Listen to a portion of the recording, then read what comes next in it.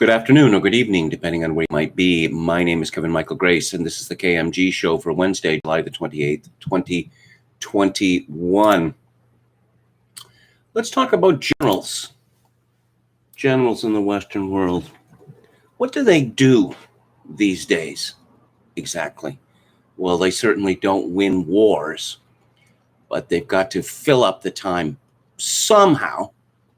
And it seems a lot of this time is filled up by ferocious virtue signaling. It's a hilarious piece by Josiah Lippincott in AmericanMind.org called The Conservative Case for Cyberbullying America's Generals.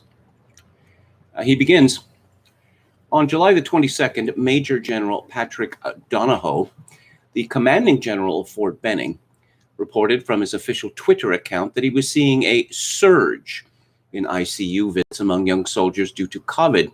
He reported that he would mandate the vaccine if he had the power to do so.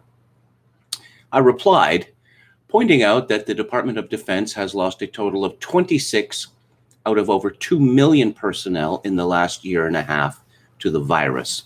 In the fourth quarter of 2020, there was a 25% surge in suicides across all services. In those 3 months alone, 26 additional service members took their lives compared to the prior year. The military's response to the coronavirus is almost certainly to blame for the rise. I exited the service in May 2020, having had plenty of time to witness these policies firsthand. Deployed troops returning home were forced to quarantine for weeks at a time. Masks were required in all public spaces on base. Gyms were shut down. Commanding officers dramatically reduced liberty limits to within only a few miles of base. Those like me, who were stationed in Camp Pendleton, were prohibited from traveling just 30 minutes south to San Diego during our off hours. In light of these draconian policies, it is no wonder that troops experienced a surge in psychological illness and suicidal ideation. Turning barracks into prisons is a recipe for problems. Nor did the catastrophic outbreaks of COVID materialize. Virtually all service members known to be infected with the virus recover. The handful of COVID-related deaths are sad, but they never rose to the level of a crisis. On average, nearly 1,000 military personnel die because of training accidents, suicide, and illness every year. General Donahoe accused me of engaging in false equivalency and of downplaying the vaccine, arguing that it was a path to normalcy. As the return of mask mandates for both the vaccinated and unvaccinated in cities like Los Angeles attest, this is clearly not true. The real path to normalcy is for military leadership to adjust their risk tolerance. Treating healthy people like biohazards over an illness that has killed 24 personnel in a force of millions is insane. Those preventative policies have consequences too. The surge in depression and suicide among the young is real. Preventative measures make matters worse. One need only look at the case of Michigan and Sweden. Both territories have an equal population, yet Michigan suffered 50% more deaths from COVID despite implementing lockdowns, school closures, and mask mandates, while Sweden did not. General Donahoe simply brushed these facts aside, deciding instead to call me a member of the, quote, disinformation tinfoil hat team, unquote, for pointing them out. He also tweeted at the university where I am a student, Hillsdale College, and told them to come get your boy for questioning the military's quarantine and lockdown policies. General Donahoe apparently thinks the private sector is just like the military, where criticism can be stopped and careers ended with a mere snap of the fingers. As the thread attracted more attention, one commentator asked the general how many wars he'd won. The general responded by accusing the questioner of shilling for Putin. When I asked if Putin was the reason America had lost in Afghanistan, the general blocked me. My interaction with the general serves as a microcosm of the American military's cultural rot. Here we have a two-star general who spends his days on social media hyping a vaccine for an illness that poses minimal risk to his troops. When pressed on why America can't win wars and why he embraces policies that treat healthy people like biohazards, his first response is to accuse his critics of treachery and then block them from view. Based on a search I did about an hour ago, it would appear that Donahoe has taken his Twitter account private. This is what 693 billion buys you, Lippincott writes. Unbridled arrogance from the leaders of a military that can't win against third world tribesmen armed with small arms and homemade explosives. A significant portion of our military leaders, like General Donahoe, are totally detached from reality. They face no consequences for losing wars or losing troops to preventable suicides. Many of them don't really command anything at all. They are so ensconced in layers of bureaucrats, staff, operations, and logistics shops, briefs, intelligence reports, public affairs officials, and aides that there is usually no danger of the public in covering their true character, lack of leadership, or empty careers. Twitter, for all its flaws, provides a direct line into the thought process and values of the military's elite class. Too often, the minds of our great and courageous warriors are filled with nothing more than anodyne policy statements, automatic deference to other members of the elite expert class, and received wisdom from the mouths of MSNBC hosts. A painful lesson for patriotic citizens, perhaps, but a necessary one. As these leaders spend their days scrolling Twitter in the twilight of their careers, waiting to secure their pensions and post-retirement defense contractor gigs, they deserve to feel some heat from the people they allegedly serve. Getting ratioed is, for many of them, the worst consequence they'll ever face for overseeing institutional failure. Still, that discomfort isn't nothing. Feeling some modicum of pain for the lives lost and the money wasted under their command is a good thing. The American people need to demand more from their leaders. They need these heroic defenders of freedom to account for their lost wars, failed policies, and ideological radicalism. Twitter gives the people the perfect avenue to do so. And Josiah Lippincott concludes, Americans are beginning to realize that their military leaders are failing them. Even if politicians fail to demand better of them, we can and should still make our opinion known. Our generals are far too often soft-coddled elites and unthinking ideologues. It is time for the American people to start cyberbullying their generals. Josiah Lippincott is a former Marine officer and current student at the Van Andel School of Statesmanship at Hillsdale College. He is a 2020 alumnus of the Claremont Institute's Publius Fellowship. And you can find this essay on the American mind. Here's something from Paul Joseph Watson at Summit News. The Capitol Police officer who gave emotional testimony during which he claimed he was more frightened during the January 6th riot than during his deployment in Iraq has a history of anti-Trump statements and tacitly supported the BLM riots in Kenosha. Well, imagine my shock. Harry Dunn made headlines yesterday after giving teary-eyed testimony during which he claimed he was called the N-word by Trump supporters while on patrol on that infamous day. You hear that, guys? This N-word voted for Joe Biden, said a woman in a pink MAGA shirt, according to Dunn. Boo, effing N-word. Yes, I don't believe this for a moment, but never mind. Back to Watson.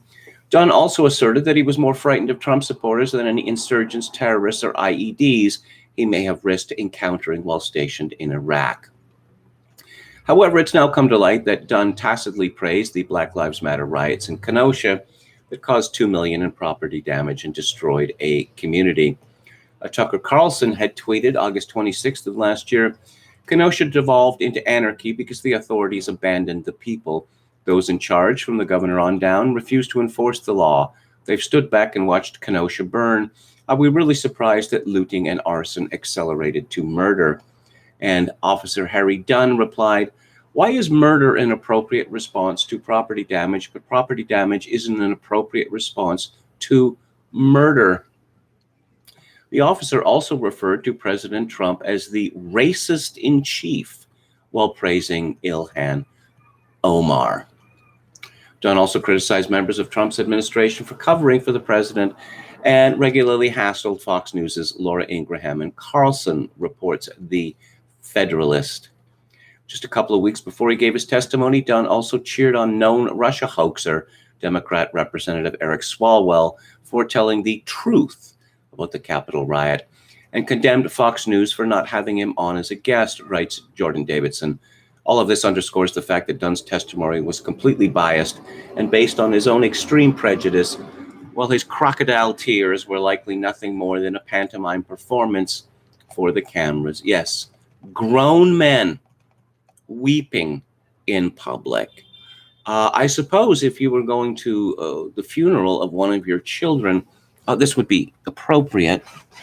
But, oh, yes, something bad happened in Washington on January 6th, and I just can't stop blubbering.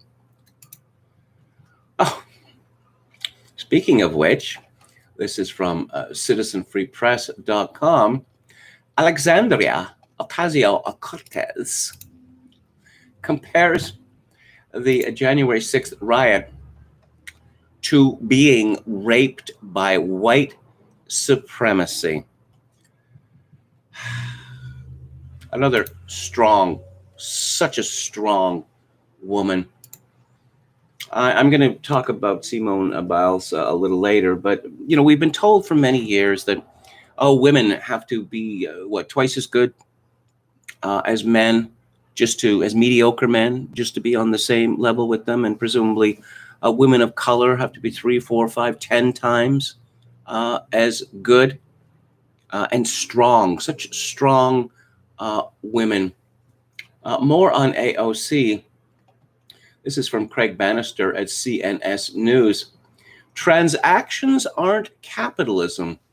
Democratic Socialist Representative Alexandria Ocasio-Cortez responded when former White House Press Secretary Sean Spicer chided her for profiting from capitalism in order to promote socialism.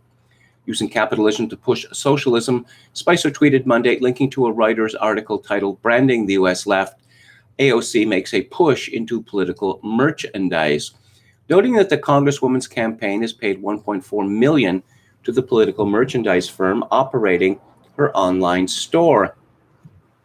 Now she is investing heavily in her online store, selling T-shirts, sweatshirts, and other merchandise with her name, AOC initials, or slogans including "Tax the Rich" and "Fight for Our Future." Her campaign paid political merchandise firm Financial Innovations, which operates her online store and supplies merchandise, more than $1.4 million in the first 6 months of 2021, according to campaign disclosures to the Federal Election Commission. She tweeted, "Not sure if you know this, Sean, but transactions aren't capitalism. Capitalism is a system that prioritizes profit at any and all human/enviro cost. But for what it's worth, our shop is unionized, doesn't operate for profit, and funds projects like free tutoring, food programs, and local organizing." Greg Ellis commented on that. "We are living in an era of woke capitalism, which companies pretend to care about social justice to sell products to people who pretend to hate capitalism." More on this later, actually.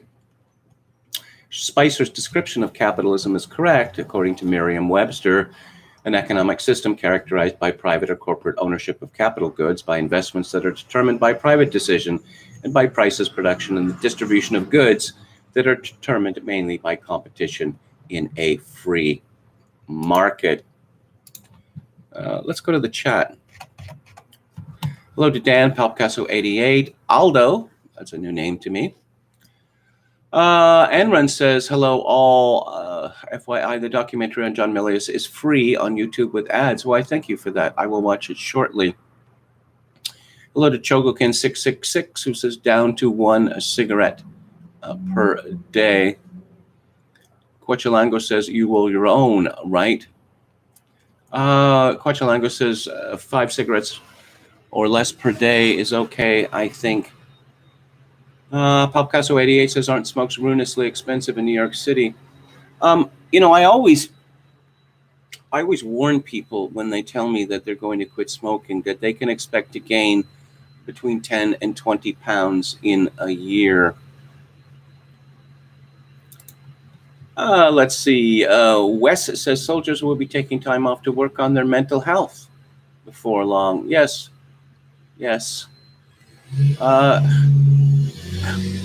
Okay, more on smoking.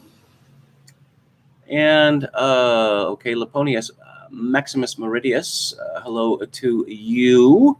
Hello to St. Thomas, what is this, Acquire? Okay, that's a new name as well. And let's see, Don Willis says, doctors are full of it. Last surgery they said smoke free for 30 days, but okay. Oh, talk of dry rot. Okay. William Hicks, good evening. Just finished a rewatch of William Holden. Let's go, William, the Wild Bunch. Let's go, William Holden said. After a long pause, why not? Replied Warren Oates. That's a real tough guy movie. That one is, no satire intended. Oh, the pain Holden showed on his face and the number of performances late in his career was something. You know how he died, William Holden? That he tripped on something in his living room and bashed his head against a coffee table and bled out. Billy Wilder and others were shocked. They never thought that he would go that way. My Trail of Disgrace says strong BIPOC women. Yes, the strongest of all. Hello, Jim Bowden. Okay, Metal Mike says, what is all this about? I'm not going to mention that. I don't want to get banned from YouTube, although it may be an inevitability. Okay, and talk about Luke Ford. Speaking of being banned, this is very bad news indeed. This is from Steve Watson at Summit News. A simultaneous move by big tech companies to work together to counter, quote, right-wing terrorism, unquote, by coordinating censorship, along with PayPal announcing that it will be partnering with the Anti-Defamation League, prompted critics to warn of a renewed move to crush internet freedom.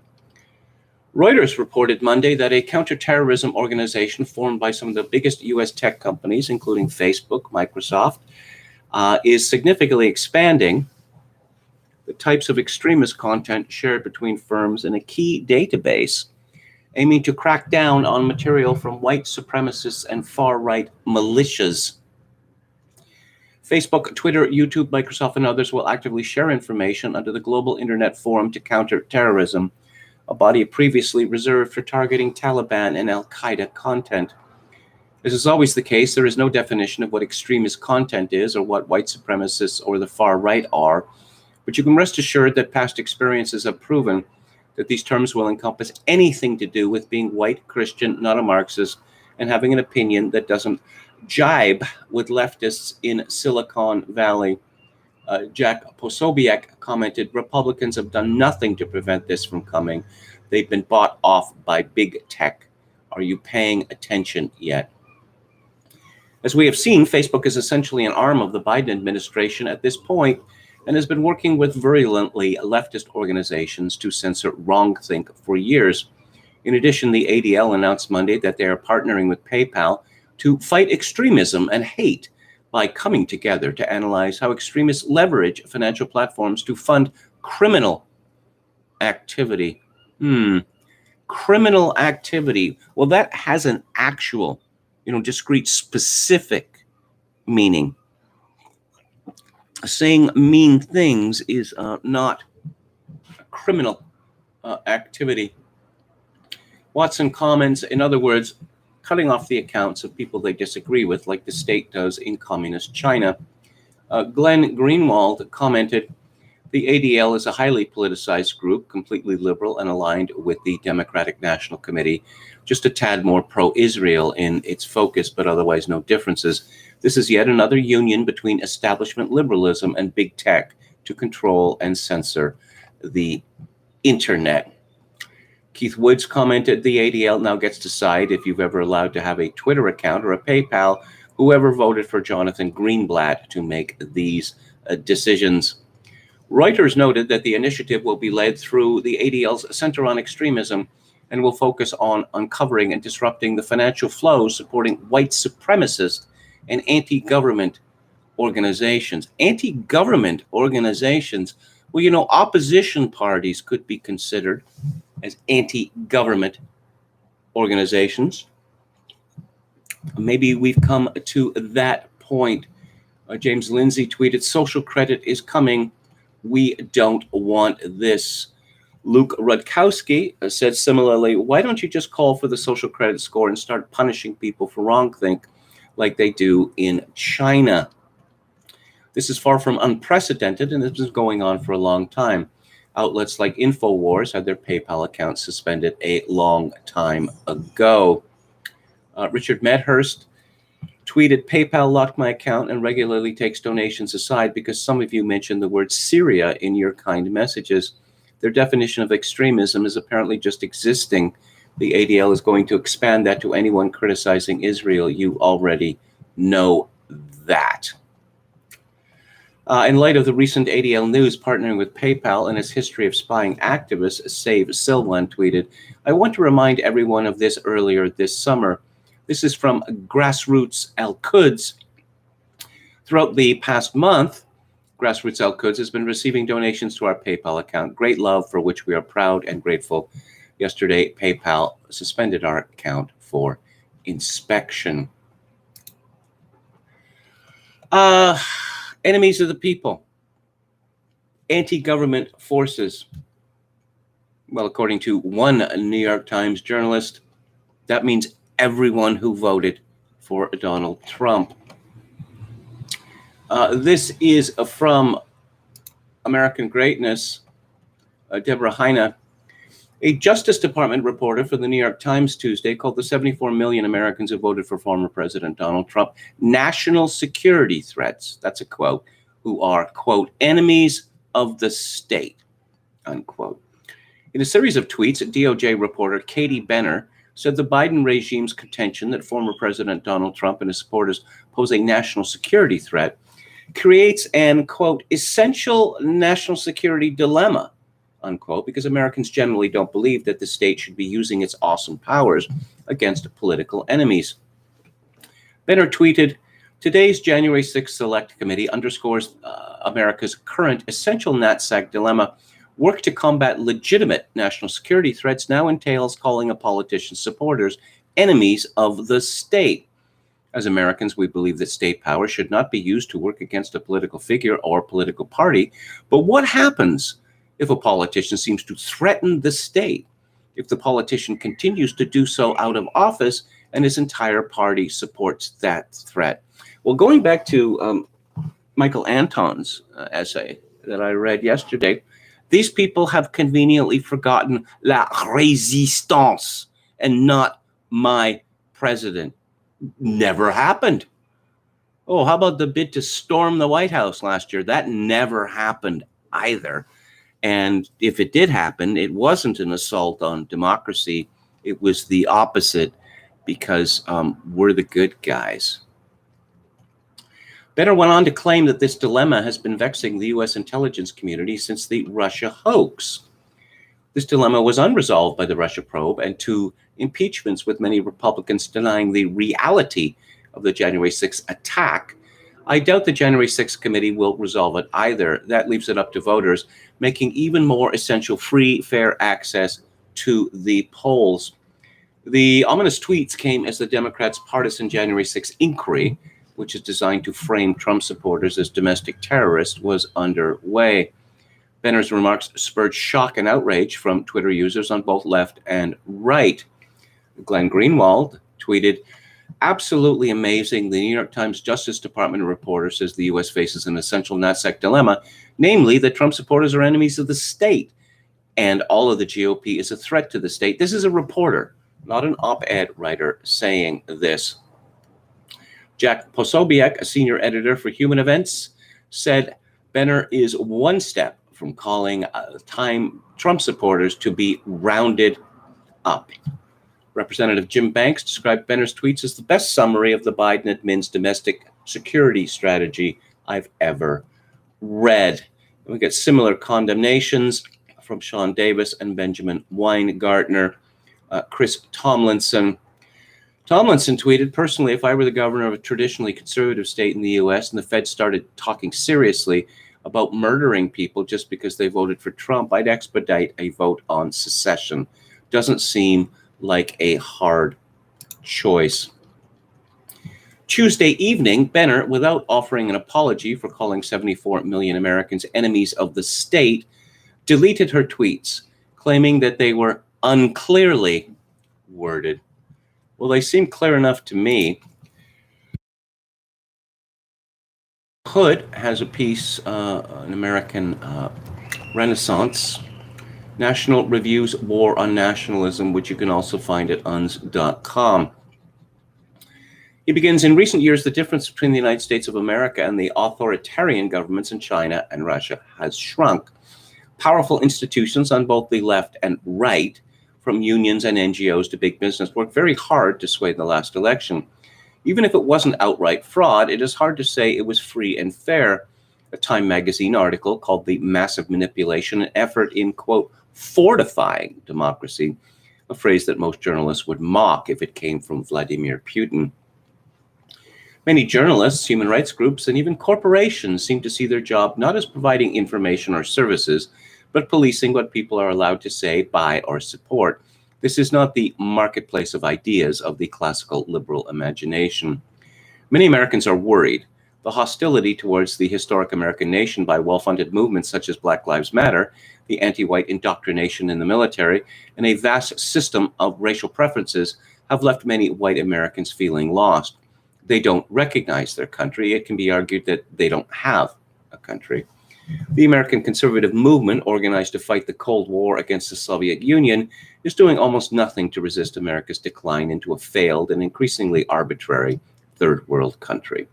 The main threats to Americans' life, liberty, and property come from Washington, New York, and Los Angeles, not Tehran, Moscow, or Beijing.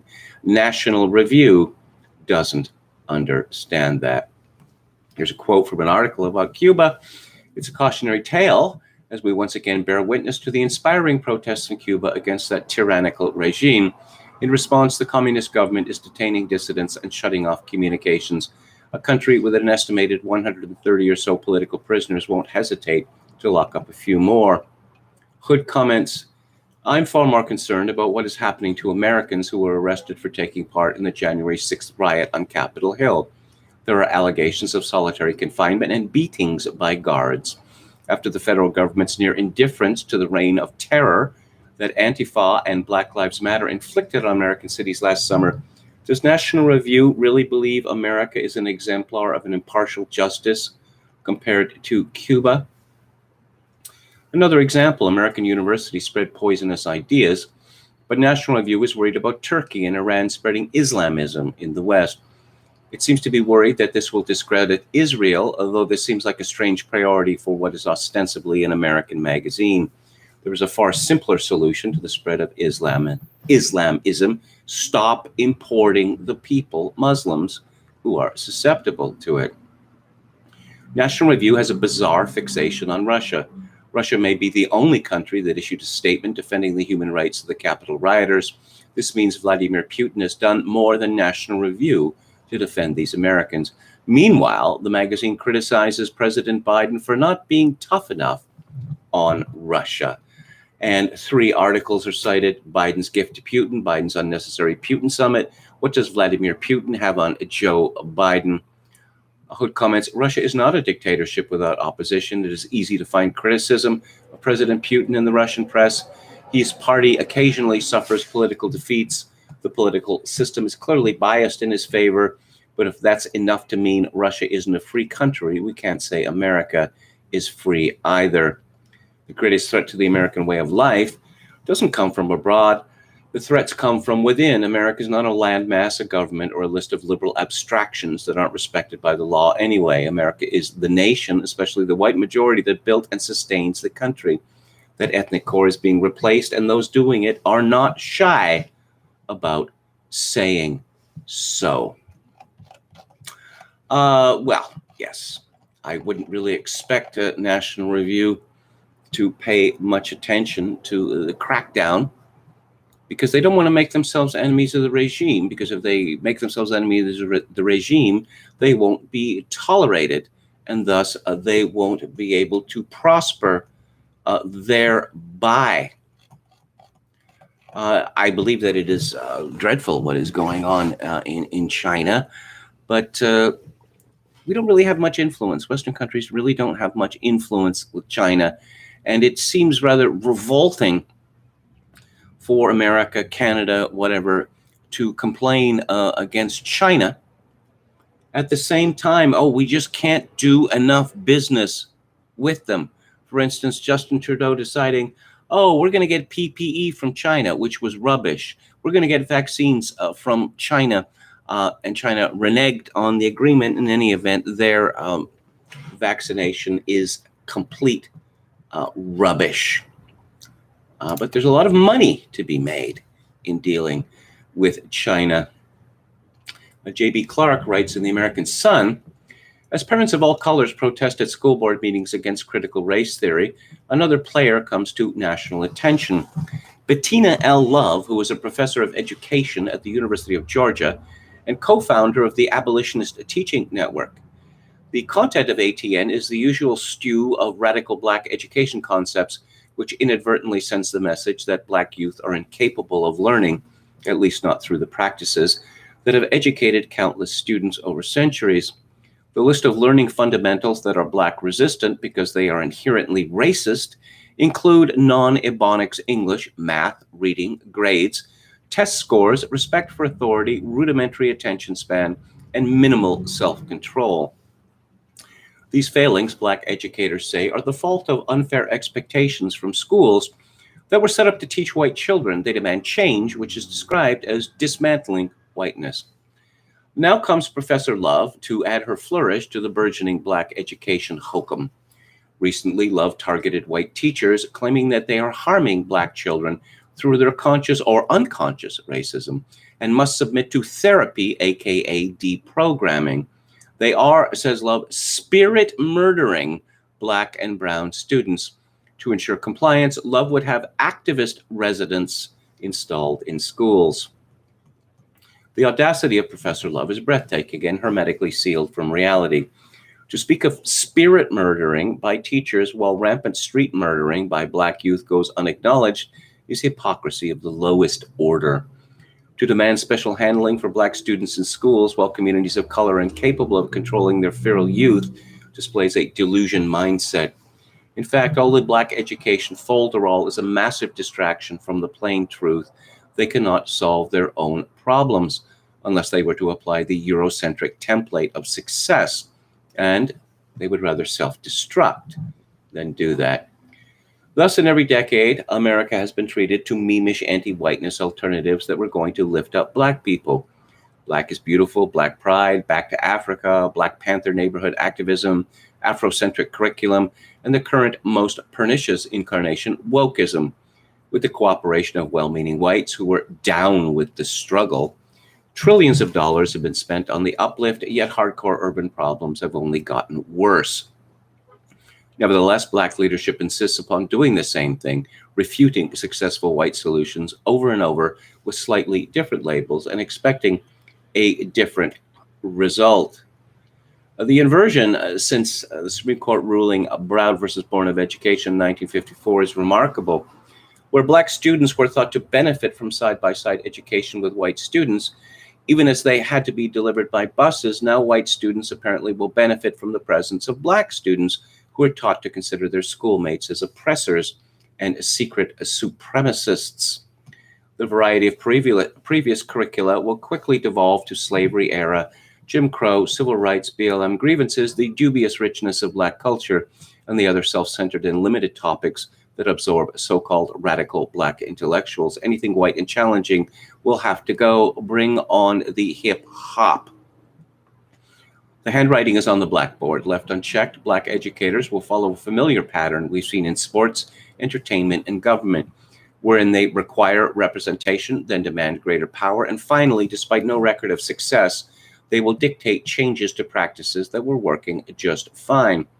If Professor Love and her ilk have their way, Black students, empowered by an agenda which excuses their failures, will continue to disrupt classrooms, intimidate white students, threaten teachers, trash the premises, and wreck the learning process. The message to white teachers who continue to spirit murder by trying to impart knowledge will be hands off, don't teach. Parents need to change their focus from getting CRT out of schools and concentrate on getting their children out of public schools. The corruption to education wrought by political correctness, age-inappropriate sex education, titillation, the gay agenda, the dumbing down of academic standards, the implementation of equity, and now Professor Love's vision is unfixable and irreversible. The school integration experiment has failed. The unlimited potential of white minds is hampered by forced schooling with blacks. The intellectual growth of our society has been stunted by acquiescence to excuse-making attached to education degrees. The knowledge murdering must stop.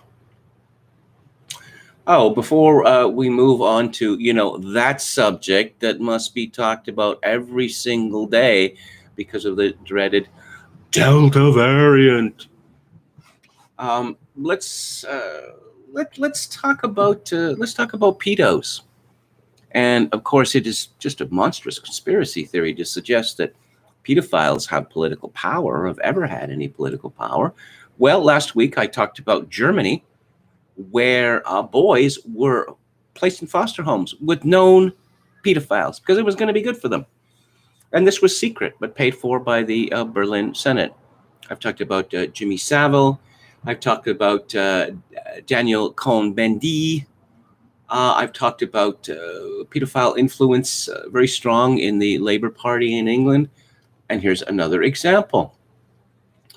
This is from Mark Jewell and Steve Doughty at the Daily Mail.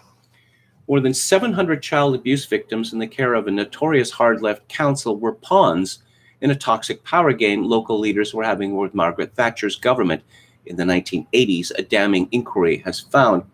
Frequent and vicious abuse by pedophiles was allowed to go on, while the leaders of Lambeth Council in South London were more focused on opposing the ruling Conservatives, with the children treated as worthless, the inquiry said.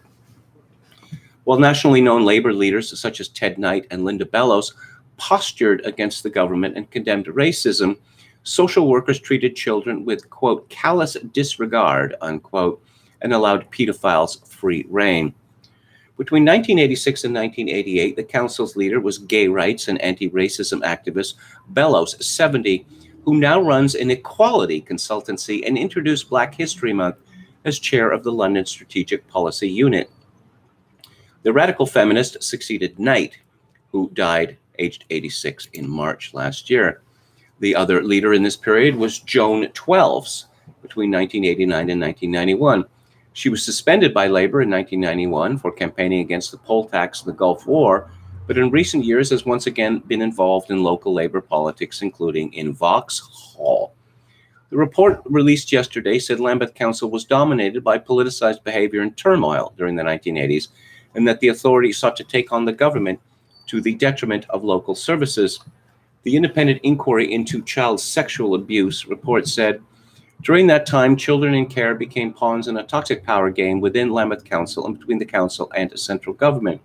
The turmoil and failure to act to improve children's social care continued into the 1990s and beyond. It told how bullying, intimidation, racism, and sexism thrived within Lambeth Council, all of which was set within a context of corruption and financial mismanagement, which permeated much of the council's operation. The report said that senior council officials who tried to rein in corruption were threatened, and levels of intimidation against staff deepened when one official who resisted corruption was murdered in a crime that went unsolved. Yesterday, survivors of Lambeth Council's children's homes revealed the horrific abuse they were subjected to, as the report exposed how predators infiltrated the system to abuse 705 victims. Sandra Fearon said she was driven to the point of being seconds away from suicide after a doctor launched a campaign of violent sexual abuse against her from the age of 12. Elizabeth McCourt, who was sexually abused at Angel Road Care Home, told BBC News she was later kidnapped by a pimp and forced into prostitution because of the council's negligence. Philip Wells told Sky News he was 10 when, over the course of 7 months at Shirley Oaks, he was sexually abused 2 or 3 times a week by a teacher. Well, yes, this is a very underexplored category one rightfully condemns the sexual abuse committed by Catholic priests. But let's look at schools. Let's take a close look at schools, both public and private schools. And I think that what we would find would be pretty shocking. The independent inquiry into child sexual abuse heard evidence of children being raped, indecently assaulted, and sexually abused while investigating what happened over several decades since the 1960s. And it recommended the Metropolitan Police should consider whether there are grounds for a criminal probe into a boy who died in a care home in 1977, having previously complained of being abused by a senior member of staff.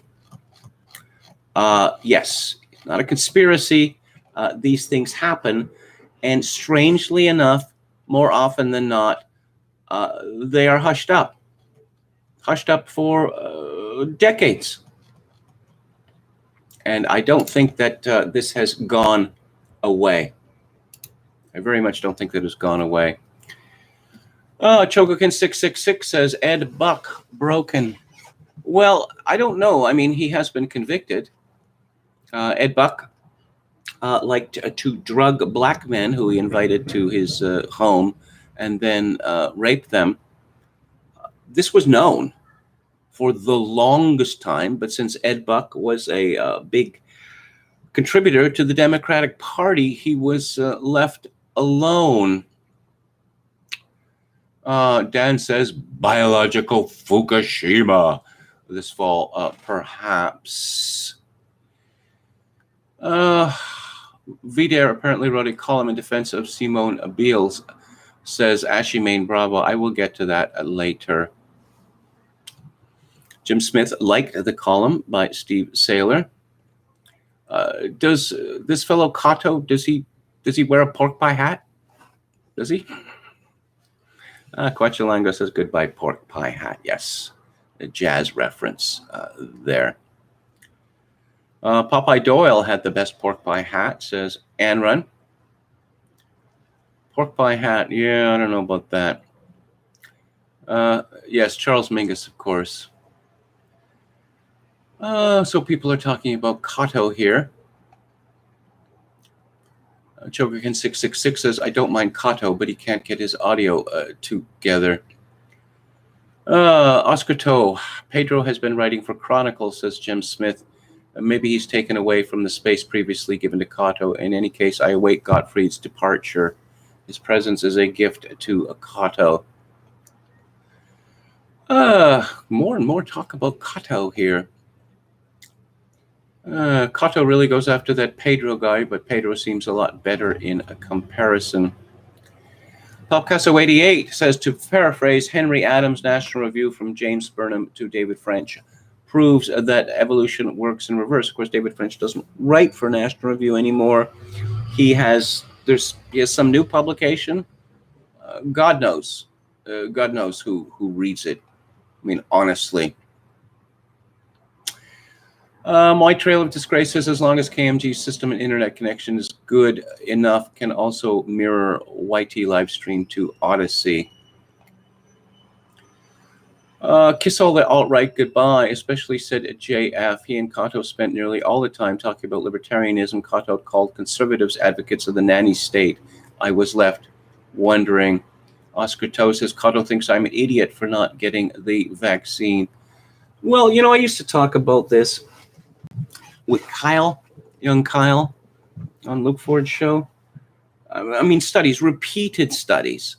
And, you know, these studies can simply be verified by, I don't know, talking to people, that this, fiscally conservative, socially liberal stance has the support of somewhere between 1 to 3% of the American population. Libertarianism is a non-starter and will always be a non-starter. Let's talk about a 2020 nostalgia. You know it's here. I'm going to look at the Twitter feed of a woman called Molly Jong Fast, who is the daughter of Erica Jong, who was a smutty novelist. It was a vogue for her in the 1970s and 1980s. She's a pal of Bill Kristol, because of course she is.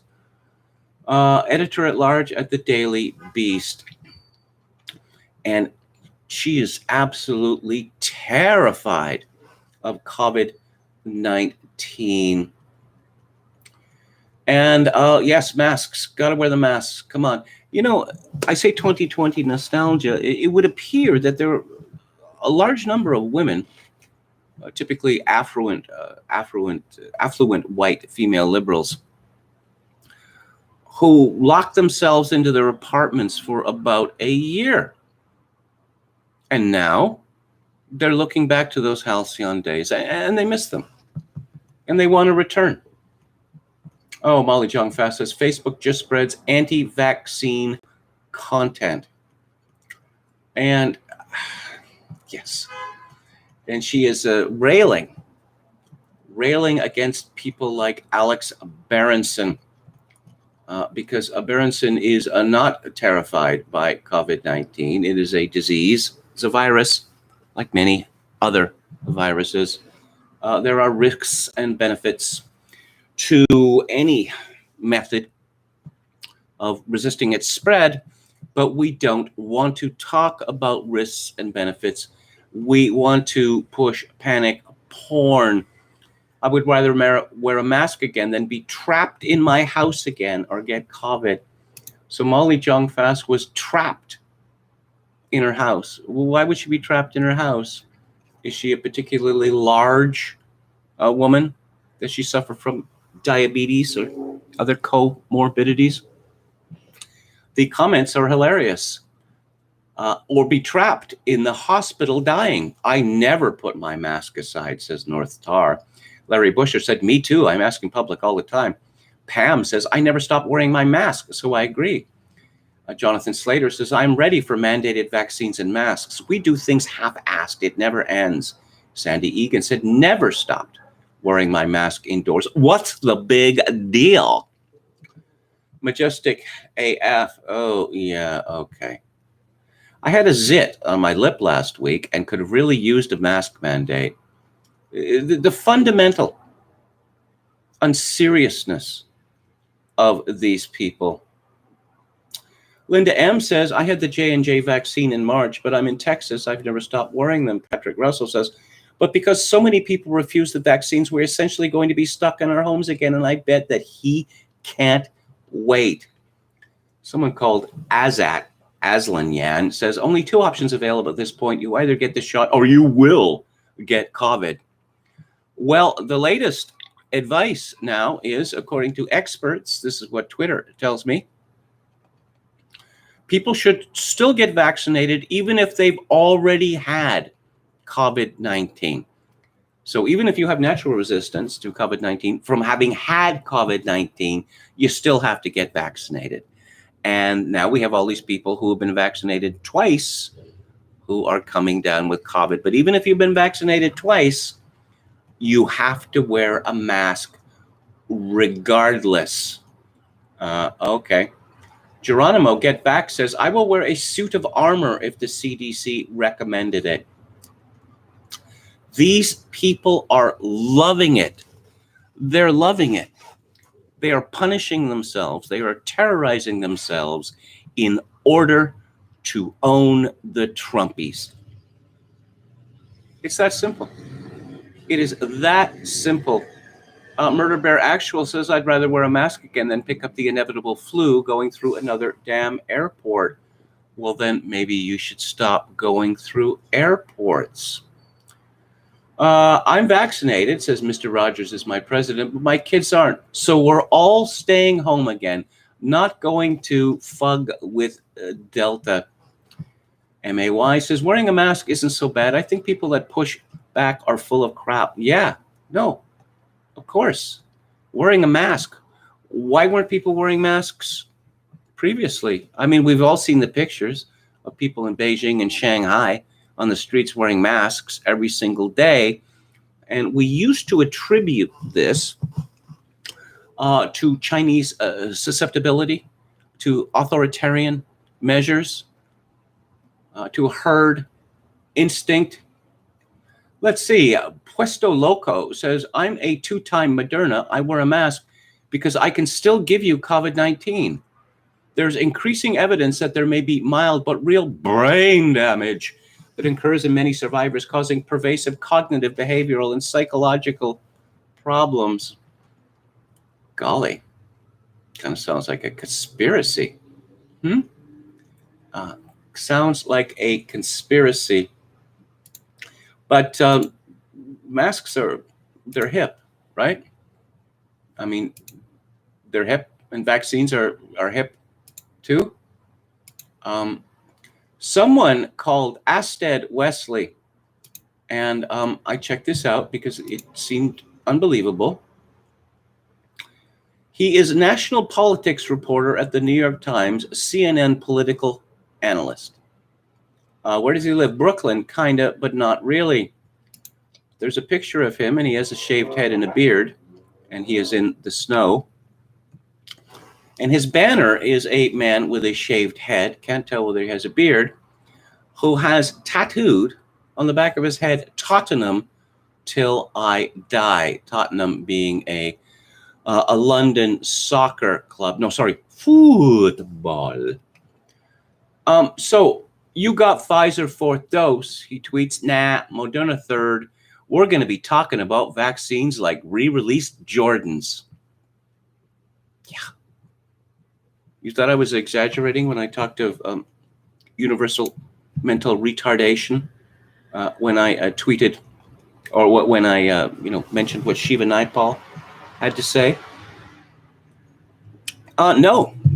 It's so like buying a pair of Nikes apparently is kind of similar to getting experimental gene therapy. Joel Wertheimer says, and conservatives will still be shaming people for having too many. Having too many? Well, what's too many? How about, it was being joked the other day, monthly vaccines, like Netflix. And no booster, I got to get the booster. Okay, we needed 1 vaccine. No, that wasn't sufficient. We need 2, and that's not sufficient. Do these people ever get tired of being wrong about everything? Apparently not, because of course they are never held responsible for this. Never. But in Schadenfreude news, this is from Jordan Fabian and Jennifer Epstein at Bloomberg. President Joe Biden promised a summer of joy on July the 4th as he declared America's independence from COVID-19. 3 weeks later, that sense of victory is evaporating in the face of a resurgent pandemic. The U.S. now faces a surge in cases fueled by vaccine holdouts. Is that what it is? And the highly transmissible Delta variant, prompting the federal government and companies on Tuesday to weigh mandatory vaccinations of workers and a return to widespread mask wearing. That reversal of fortune could bring back restrictions many Americans had hoped were gone for good, a bitter setback for Biden, who was counted on defeating the pandemic as a cornerstone of the nation's economic recovery. As the 7-day rolling average of new infections approached 52,000 on Tuesday, more than 4 times the level just 3 weeks ago, the Centers for Disease Control issued new guidance recommending Americans resume wearing masks in indoor public places in many parts of the country, regardless of whether they're vaccinated. Just 2 months ago, the agency said vaccinated Americans could safely remove their masks everywhere. The rapidly rising case count is prompting concern about the safety of schools, which are poised to begin reopening for the fall in less than a month, and whether the economy will suffer another blow should Americans resume social distancing practices. Yes, teachers are like this. Go Delta variant, because we are so close to our eternal dream of getting not 3 months vacation every year, but 12 months vacation and still getting paid. Virus fears could keep Americans away from restaurants, hotels, and bars, especially in areas with high transmission, and cause them to reconsider reporting to their jobs or traveling. The apprehension was evident Tuesday at the White House Press Secretary Jen, not Jennifer, but Jen Psaki, spent much of her daily briefing jousting with reporters over the new CDC guidance. Vice President Kamala Harris put a mask on during a meeting with Native American leaders, and reporters accompanying her were abruptly instructed to wear masks by press aides who said that the level of virus transmission in Washington had been upgraded by the CDC to substantial. At 5 p.m., White House staff received an email directing them to wear masks while indoors at the White House, even if they're fully vaccinated. The White House Correspondents Association sent a similar message to the hundreds of journalists credentialed to be in the complex. So, we were told repeatedly that gotta wait for the vaccines. Just hang in there, people. We need just a little more sacrifice from you. We get the vaccines, people get vaccinated, and then they won't have to wear masks, social distancing, wash their hands 50 times a day, etc. But no, you need another dose. Oh, okay. Well, what's another dose? People with 2 doses, 2 jabs. Nope. Apparently it's not working. So either we were lied to or the people in charge of this are incompetent. There are no other possible explanations. Paul Joseph Watson at Summit News reports former President Donald Trump blasted mask mandates, vowing we won't go back after the CDC performed a U-turn in recommending face coverings for indoor settings and K-12 schools, regardless of vaccination status. On Tuesday, CDC Director Dr. Rochelle Walensky said that children and teachers should all be wearing face coverings when they return to school in the fall. Well, there's another reason to take your children out of schools. Whether they're vaccinated or not, all Americans living in a location where coronavirus transmission is either substantial or high should wear masks in indoor settings, according to Walensky. That currently applies to about 63.5% of U.S. counties.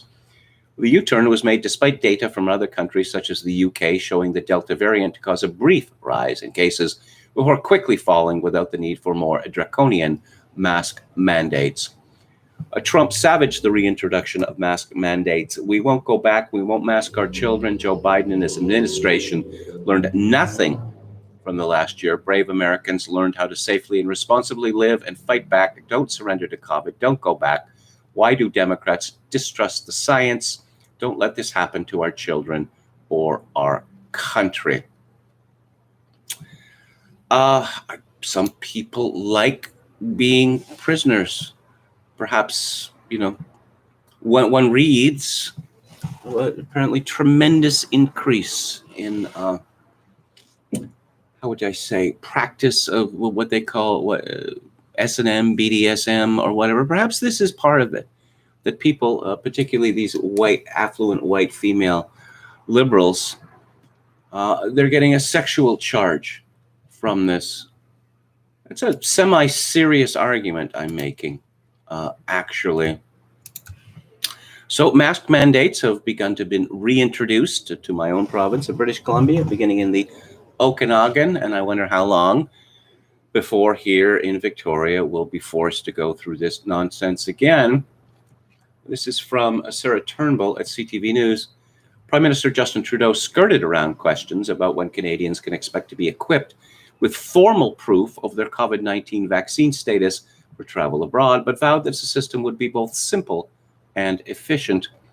Speaking to reporters in Charlottetown, Prince Edward Island, Trudeau said Ottawa will be responsible for a documentation framework for international travel specifically, but that it's up to provinces to come up with a plan domestically. That certainly sounds simple and efficient, doesn't it? Yeah, okay.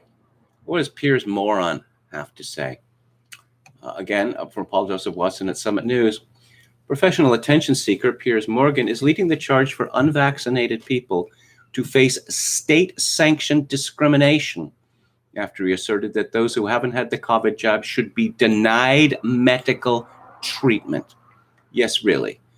Quote, those who refuse to be vaccinated with no medical reason not to should be refused NHS care if they catch COVID, Morgan tweeted. I'm hearing of anti-vaxxers using up ICU beds at vast expense to the taxpayer. Let them pay for their own stupidity and selfishness.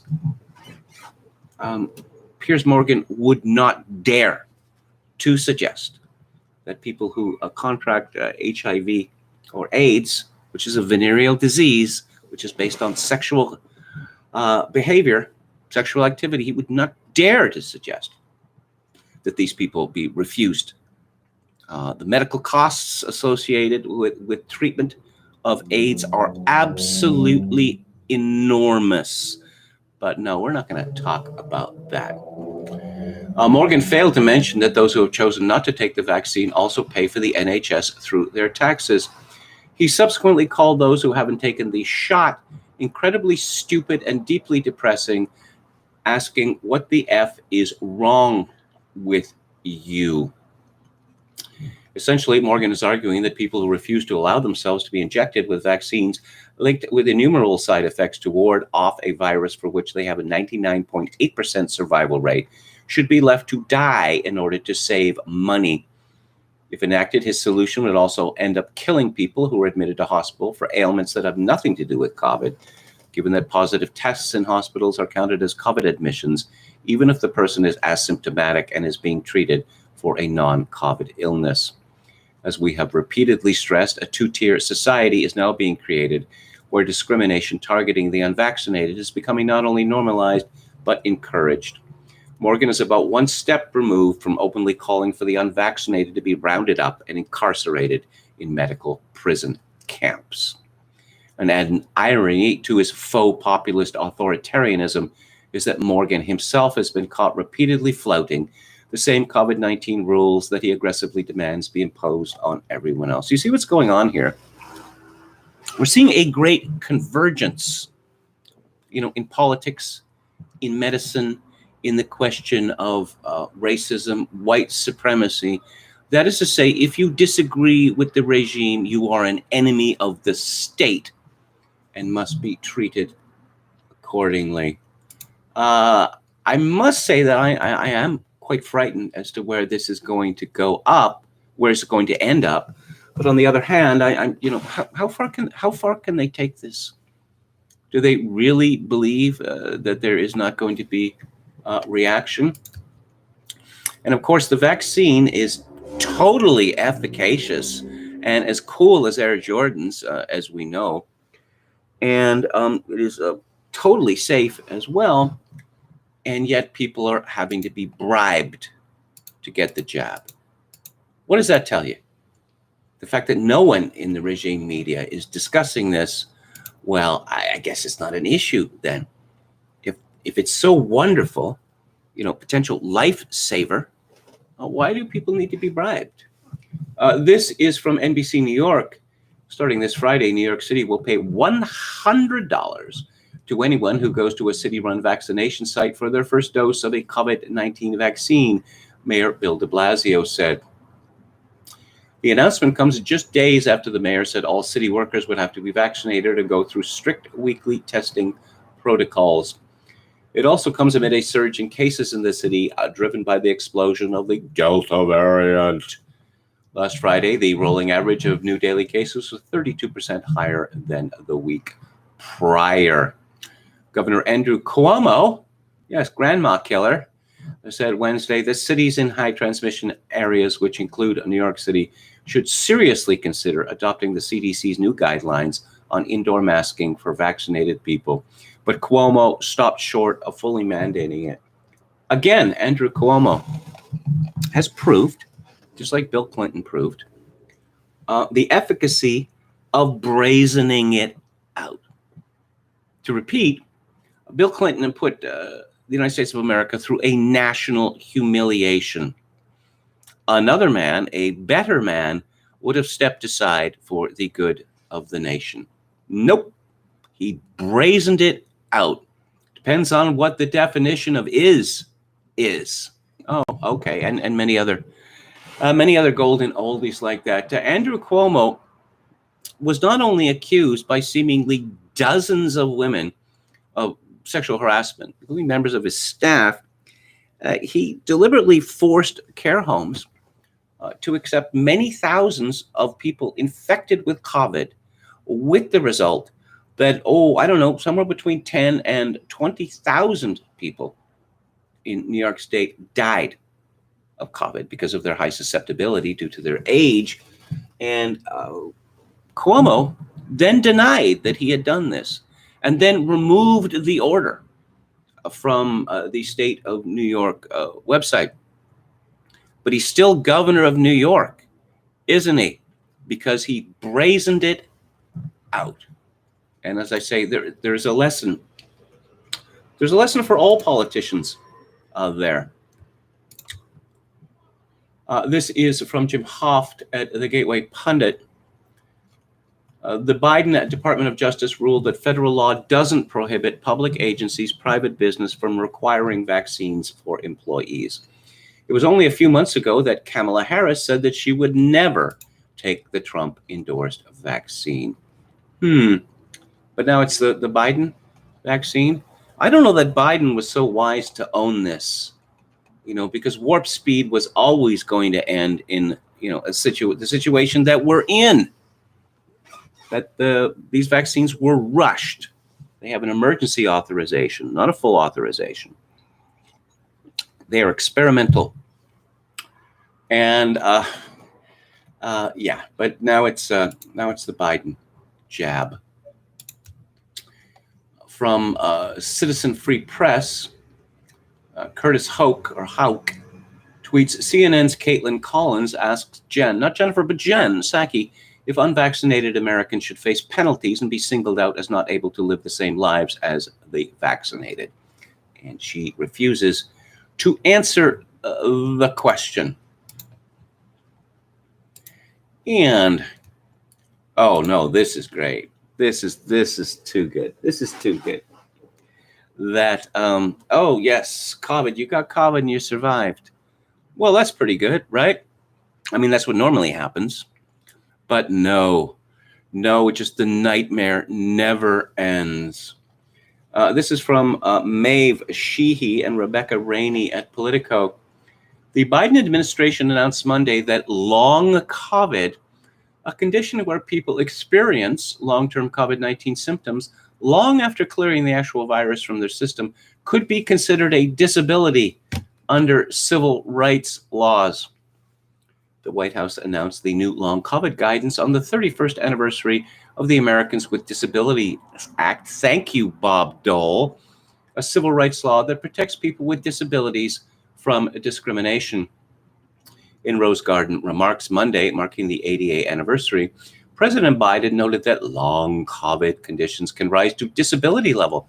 He said accommodations for these conditions are necessary for long haulers so they can live their lives in dignity, noting that this effort is the first of its kind. We're bringing agencies together to make sure Americans with long COVID who have a disability have access to the rights and resources that are due under the disability law. This is the new chronic fatigue syndrome. It is a completely made-up disease. But guess what?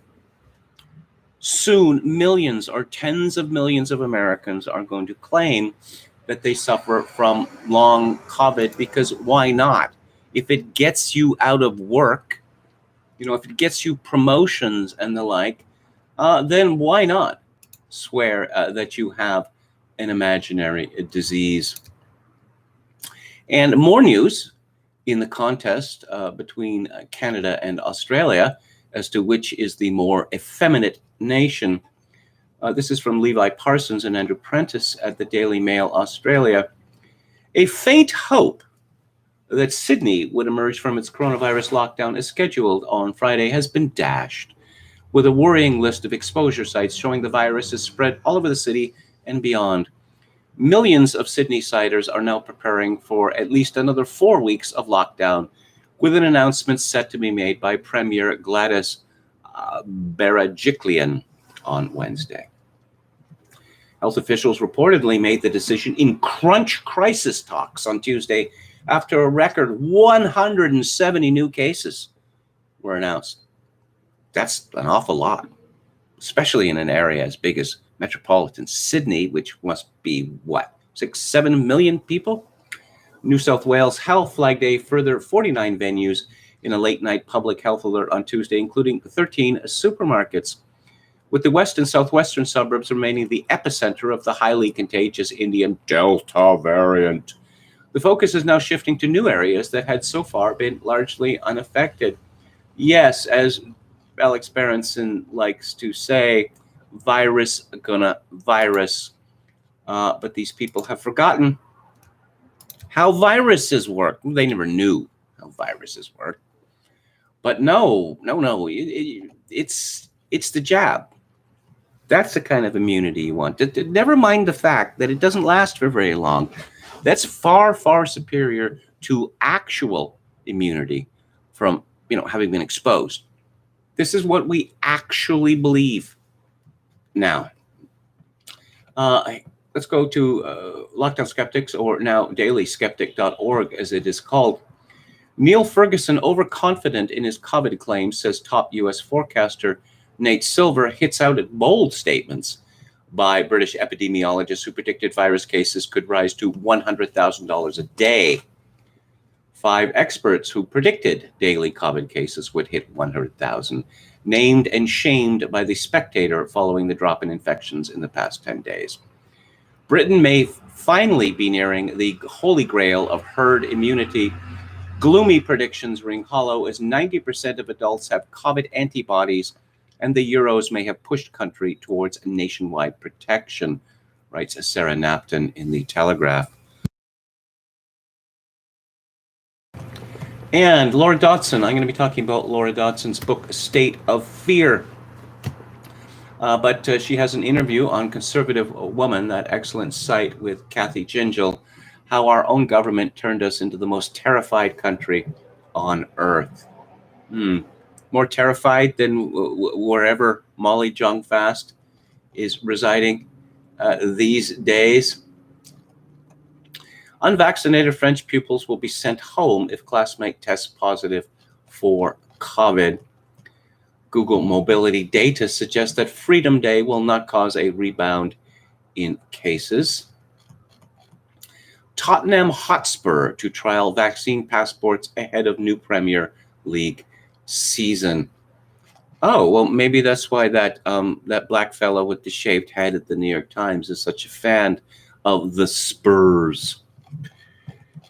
And as CDC U-turns on face masks, tells vaccinated Americans to put coverings back on. Yes, we've talked about that as well. Biden had tweeted back in May, the rule is now simple: get vaccinated or wear a mask until you do. The choice is yours. He does not have the power to mandate this.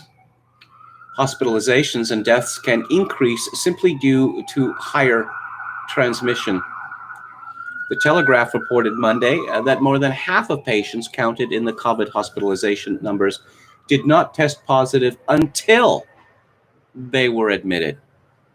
And as we've known for months and months and months and months, going to a hospital is one of the worst places in the world if you don't want to be infected with COVID.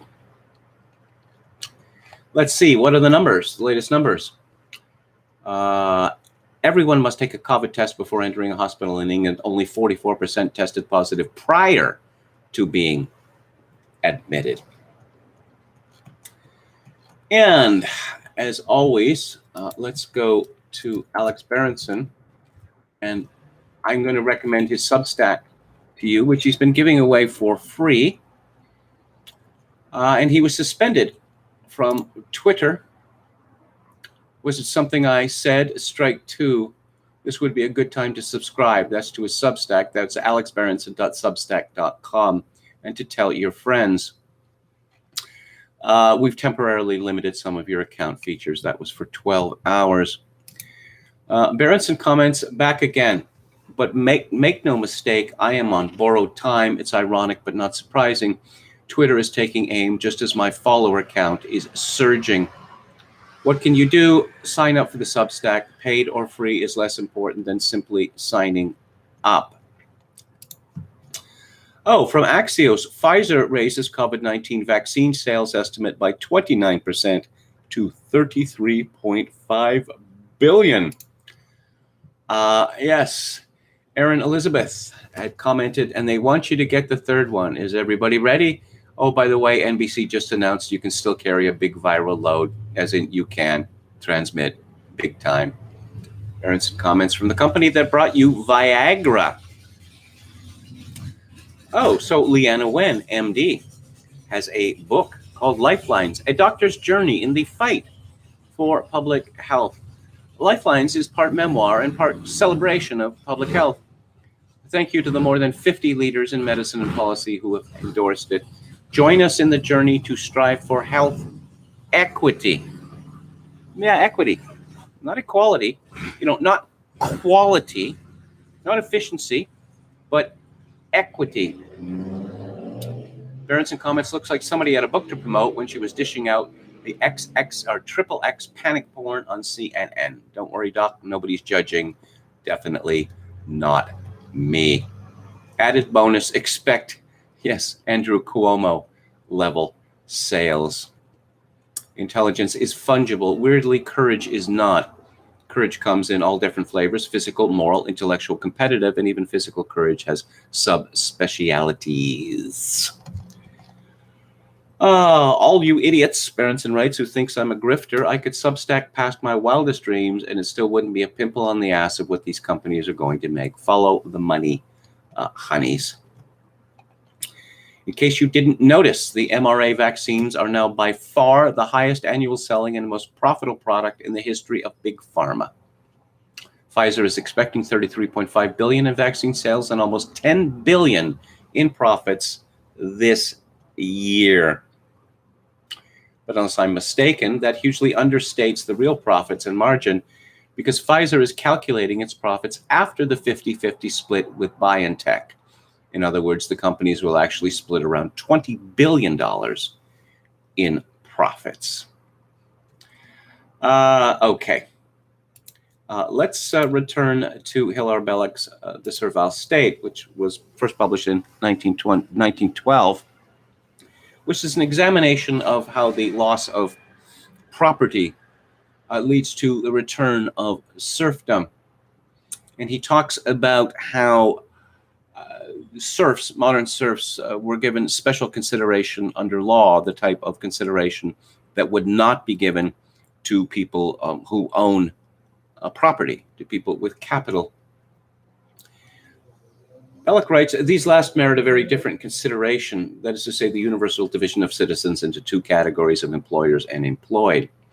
For they will represent to history the conscious and designed entry of servile institutions into the old Christian state. They are not origins, small indications of coming change, which the historian will painfully discover as a curiosity. They are the admitted foundations of a new order, deliberately planned by a few, confusedly accepted by the many, as the basis upon which a novel and stable society shall arise to replace the unstable and passing phase of capitalism. They fall roughly into three categories. One, measures by which the insecurity of the proletariat shall be relieved through the action of the employing class or of the proletariat itself acting under compulsion.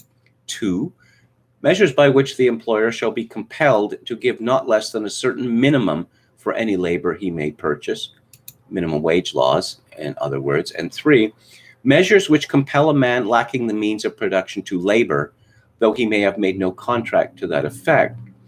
These last two, as will be seen in a moment, are complementary of one another. As to the first, measures to palliate the insecurity of the proletariat. We have of this an example in actual law at this moment, and that law, the Insurance Act, whose political motive, source and motive I'm not here discussing, follows in every particular the lines of a servile state. Its fundamental criterion is employment. In other words, I am compelled to enter a scheme providing me against the mischances of illness and employment, not because I am a citizen, but only if I am, one, exchanging services for goods, and either two, obtaining less than a certain amount of goods for those services, or three, a vulgar fellow working with his hands. The law carefully excludes from its provisions those forms of labor to which the educated and therefore powerful class are subject, and further excludes from compulsion the mass of those who are for the moment earning enough to make them a class to be reckoned with as economically free. I may be a writer of books who, should he fall ill, will leave in the greatest distress the family which he supports. If the legislator were concerned for the morals of citizens, I should most undoubtedly come under the law, under the form of a compulsory insurance added to my income tax. But the legislator is not concerned with people of my sort. He is concerned with a new status which he recognized in the state, to wit, the proletariat. He envisages the proletariat not quite accurately as men either poor, or if they are not poor, at any rate vulgar people working with their hands, and he legislates accordingly. Still more striking, as an example of status taking the place of contract, is the fact that this law puts the duty of controlling the proletariat and seeing that the law is obeyed not upon the proletariat itself, but upon the capitalist class. Now, this point is of an importance that cannot be exaggerated. The future historian, whatever his interest in the first indications of that profound revolution through which we are so rapidly passing, will most certainly fix upon that one point as the cardinal landmark of our times.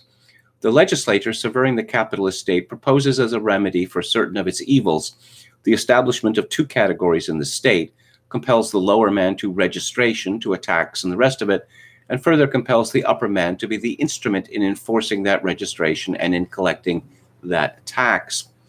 No one acquainted with the way in which any one of the great changes of the past has taken place, the substitution of tenure for the Roman proprietary right in land, or the substitution of the medieval peasant for the serf of the Dark Ages, can possibly misunderstand the significance of such a turning point in our history. Whether it will be completed or whether a reaction will destroy it is another matter. Its mere proposal is of the greatest possible moment in the inquiry we are here pursuing. Of the next two groups, the fixing of a minimum wage and the compulsion to labor, which, as I have said and will shortly show, are complementary one to the other, neither has yet appeared in actual legislation, but both are planned, both thought out, both possessed of powerful advocates, and both on the threshold of positive law. And I'll have more from Melux, the Servile State, tomorrow. Let's have more on Simone Biles, who is now the most famous woman in the world. This is from Simon Kent, Breitbart today. American gymnastics superstar Simone Biles announced Wednesday she is abandoning the defense of her individual all-around Olympic crown to focus solely on her mental well-being, according to a statement from U.S. Gymnastics. After further medical examination, Simone Biles is withdrawn from the final individual all-around competition. We wholeheartedly support Simone's decision and applaud her bravery in prioritizing her well-being. Her courage shows yet again why she is a role model for so many. The move came 24 hours after Biles suddenly withdrew from the team final, saying she had pulled out due to concern for her mental well-being. As Breitbart News reported, Biles further clarified her motives when she added the emotional stress of being the, quote, head star of the Olympics was weighing on her mind and affecting her performance. Physically, I feel good. I'm in shape, she said on the Today Show. We're just going to take it a day by day, and we're just going to see. Jade Carey, who finished 9th in qualifying, will take Biles' place in the all-round. Yes, people were confused when it was originally announced that she was dropping out of the team competition for medical reasons, but mental health is health, as we are assured repeatedly. Actually, mental health is not health, obviously, because we refer to people being healthy. We mean that they are not suffering from sickness. And the nature of this sickness that has afflicted Simone Biles is that the head star of the Olympics leaves her team in the lurch at the final moment of the team competition. This is from Charlie Langston at the Mail. I was on the verge of tears. It was a lot of pressure. Simone Biles' teammates reveal the stress they felt, having to fill her shoes following the gymnast's shock exit from the Olympic team final. Biles' best friend and home gym teammate Jordan Childs, 20, and gymnast Grace McCallum, 18, spoke out about her shock decision on the Today Show. Yes, Definitely not a quitter. They say, well, what else are they going to say?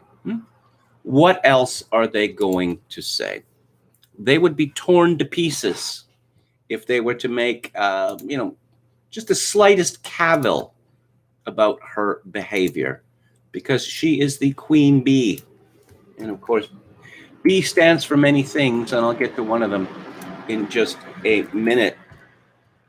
But let's talk about lies. Let's talk about lies and Simone Biles. Did you know that she is the greatest of all time? She is nowhere near the greatest of all time in gymnastics. Not even close. Steve Saylor writes, I've Steve commenter Gamecock Jerry says, my wife is a former Olympic gymnast from an Eastern European country, and we are discussing this today. I was shocked how sympathetic she was to Simone. She said, as you get older, you start to fear the routines that you were 16 you didn't even think about. Saylor comments, she's 24, which is old for a female gymnast. Maybe she would have lived up to the hype if the Olympics had been held in 2020 when she was a year younger. Her routines are sometimes so extraordinarily difficult that the governing authorities have decided not to give her extra points for her hardest stunts because they are too dangerous. In general, judged events have a tendency to get more and more dangerous as competitors try ever more extreme stunts. Among the well-informed, there's a particular concern about women competitors injuring themselves trying to land crazy aerials because they are not as sturdily built. This is from Blind Gossip, which I found to be quite a reliable gossip site. Perhaps not as entertaining as Crazy Days and Nights, but, as I say, more reliable. One of the reasons team sports are so interesting is the necessity to balance not only their talents, but their egos as well. Like many teams, this team has a star, and then everyone else. That's a problem. This star may be the most famous member of their team, but that doesn't mean they are the most popular member of the team. In fact, the other team members are decidedly unhappy with their star right now. Quote, I only talked to one of the girls about the situation, but supposedly they all feel the same way. They are super pissed off. They said that she is acting like an effing prima donna. They're competing with injuries and giving it 110% while she is quitting. They are sick of her getting all the attention when she is the most selfish teammate ever, demanding and whining, always expecting special treatment, totally out for herself. They call her Queen Bee, but the B doesn't stand for a name like Beyonce. It stands for Queen Bitch. What do they think are the real reason for her quitting the team competition?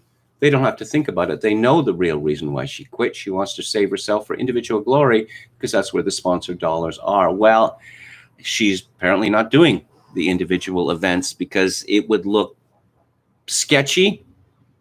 No, I dropped out of the team competition, but, I'm just going to go for the glory for myself.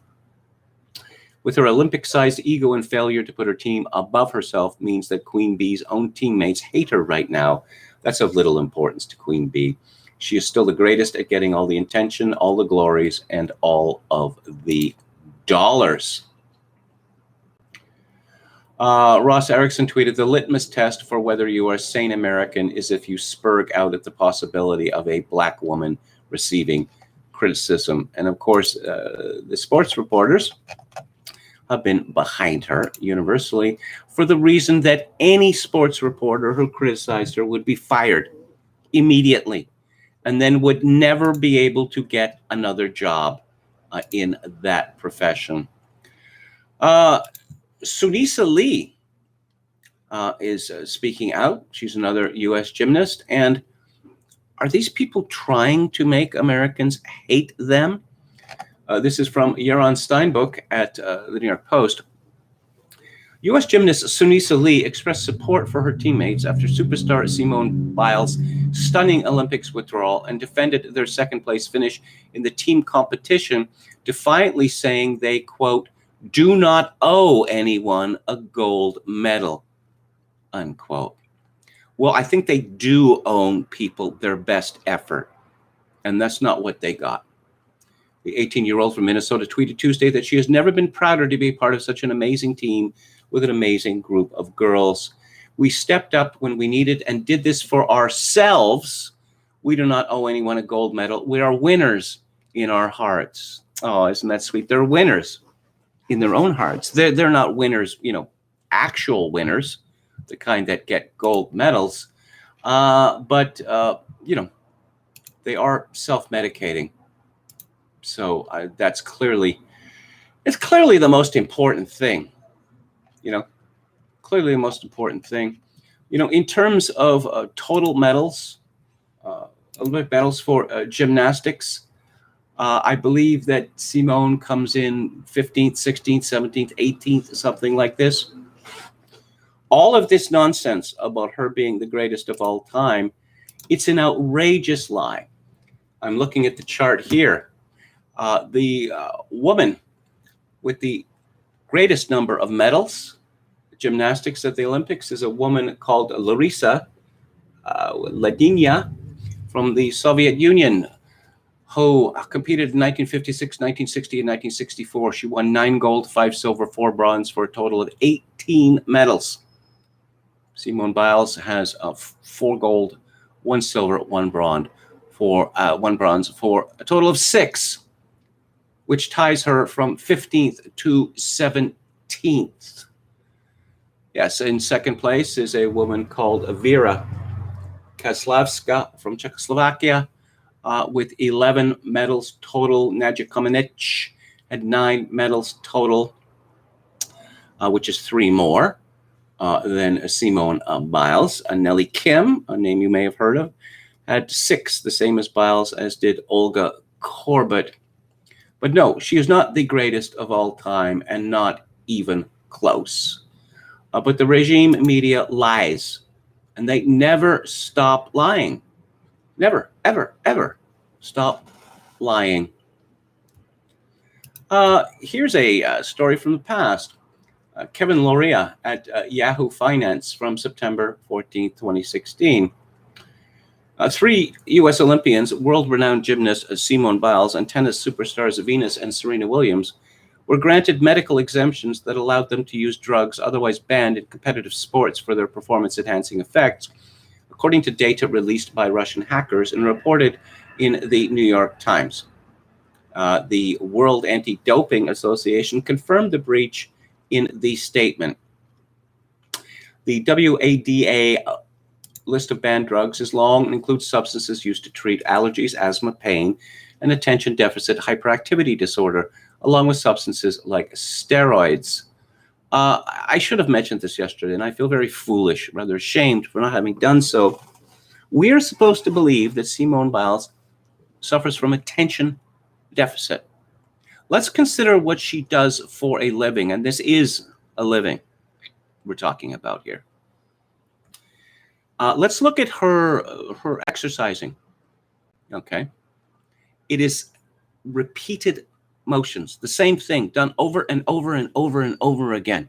Let's look at her training for her various jumps and the like. It is the same thing.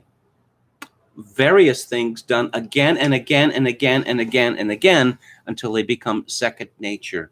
Someone who suffered from an attention deficit could not do this. She takes Ritalin, which is an amphetamine, which is obviously going to significantly improve her performance. But let's not talk about that. According to the Yahoo story, it is true that medications like Ritalin and Adderall, which are used to treat ADHD, can have some performance-enhancing effects, just like those used to treat allergies and asthma.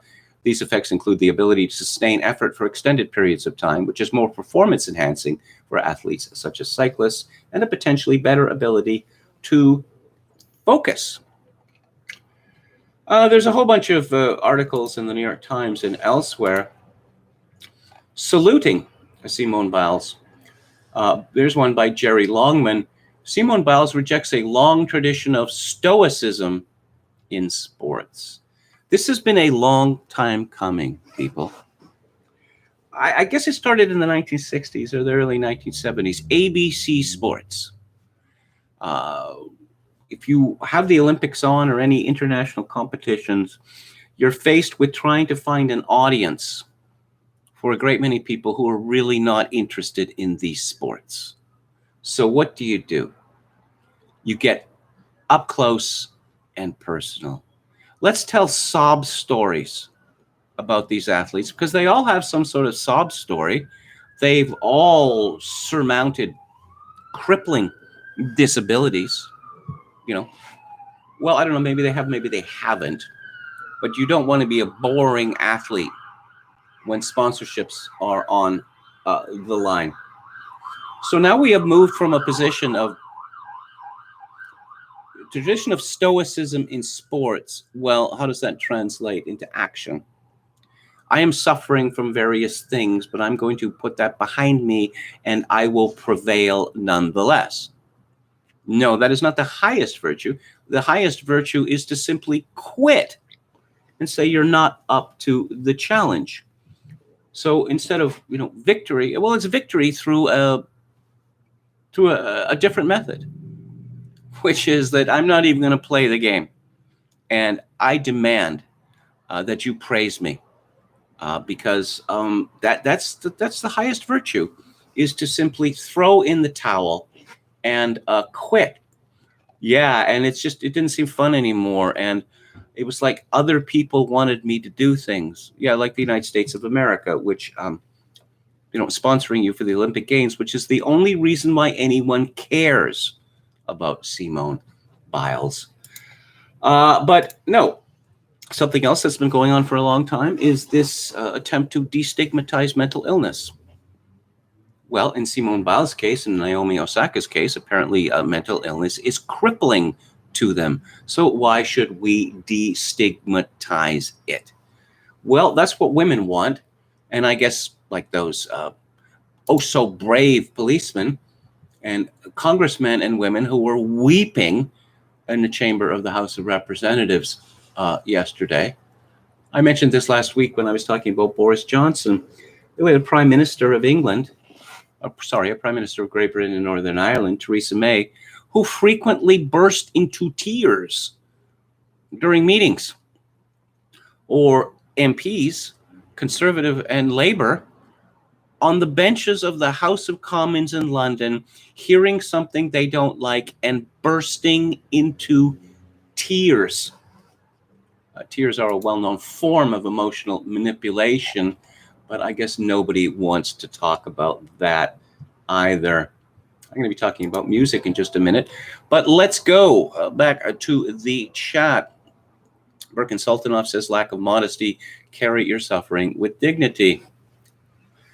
Ashimane Bravo says, Michael Jones said the owners of the NBA pressured LeBron James to promote Black Lives Matter. Dan says, winners always quit. Don says, Howard Cosell and Jim McKay, etc. Boxing, Evel Knievel, mishmash every week. Yeah. Look, I'm just going to assume, that everyone faces difficulties in life. Now, Simone Biles, she did face great adversity, no question about it. Her mother was a junkie. And her and her three brothers and sisters had to be seized by the state several times. And they lived in foster homes. Eventually, I believe they were adopted by, I think, their grandparents. But I don't know. That's a feel-good story, isn't it? A woman who grew up in, dreadful conditions becomes world champion athlete. One would think that one would, derive strength from that. Oscar Toe says, to be honest, I don't blame Simone that much, but the culture around her. If she was a gymnast in the 80s, she could very well have been a great. Burton Sulkinoff said, did Jesus go around saying, hey, look at me, I'm having such a hard time? It reminds me of one of my favorite jokes from Armando Iannucci, from his show, the Armando Iannucci Show. This was before the thick of it. So there's some office building, one of these office parks in London, or suburban London, and Jesus appears. And all of the people who work for this company, they go running up. There's Jesus with his long hair and his robes and his beard. And a woman comes up to him and says, oh, Jesus, can you please help me? I suffer from these terrible, terrible migraines. The pain is unbearable. And Jesus puts his hand on her and says, "Go forward now, free of pain. You are cured." And she is cured. And so this young man comes up and says, "Oh, Jesus, can you help me? I buggered my knee playing rugby, and it's really terrible because I can't do sports anymore. And I really, it was so important part of my life. Can you please help me?" So Jesus puts his hand on him and says, "My son, you are cured." And he's cured. And then a rather sullen person shuffles up to Jesus and says, "I suffer from ME," which is what the British call chronic fatigue syndrome. And Jesus said, "Well, things are tough all over." Okay. Jesus had Nazarene privilege, says Chogokin 666. Well, he was from the house of David, was he not? Men of yesterday like John Wayne would be canceled today. Clint Eastwood only hangs on because he is 90. That is true. Clint Eastwood has this, I don't know whether, surely he doesn't anymore, but for decades, a very serious zipper problem. I suspect a lot of money was paid to a great many women. Let's see. William Hicks says, "I recall the 1980 Olympics where Ty Babylonia and Randy Gardner were forced to drop out because he was physically unable to skate, fell repeatedly during warm-ups. The ABC commentator cried." Chokin 666 says, "Seems like Nietzschean slave morality, the worship of weakness rather than strength." No, it is true. It is absolutely true.